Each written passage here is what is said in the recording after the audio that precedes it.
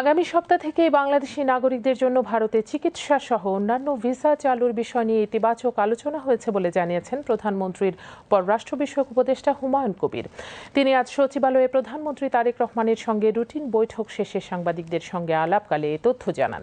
সম্প্রতি পররাষ্ট্রমন্ত্রী খলিলুর রহমানের ভারত সফর ইস্যুতে পররাষ্ট্র বিষয়ক উপদেষ্টা বলেন, ভারতের পররাষ্ট্রমন্ত্রী এস জয়শঙ্করের সঙ্গে পররাষ্ট্রমন্ত্রী খলিলুর রহমানের বৈঠক ফলপ্রসূ হয়েছে।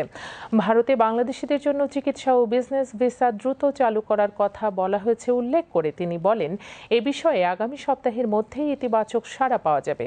জুলাই গণঅভ্যুত্থানের পর ক্ষমতাচ্যুত প্রধানমন্ত্রী শেখ হাসিনাকে আশ্রয় দেওয়ার কারণে ভারতের সঙ্গে সম্পর্কে অবনতি হয় বাংলাদেশের জানিয়ে উপদেষ্টা বলেন, বিগত অন্তর্বর্তী সরকারের আমলে সম্পর্ক তলানিতে গিয়ে ঠেকেছিল।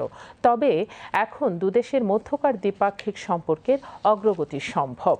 বৈঠকে মানবতা বিরোধী অপরাধের দায়ে মৃত্যুদণ্ডপ্রাপ্ত সাবেক প্রধানমন্ত্রী শেখ হাসিনা যেন ভারতের মাটি ব্যবহার করে বাংলাদেশকে অস্থিতিশীল করতে না পারে সেজন্য ভারতকে বার্তা দেওয়া হয়েছে উল্লেখ করে তিনি আরও বলেন, শেখ হাসিনা ও আওয়ামী লীগ বাংলাদেশে এখন অপ্রাসঙ্গিক।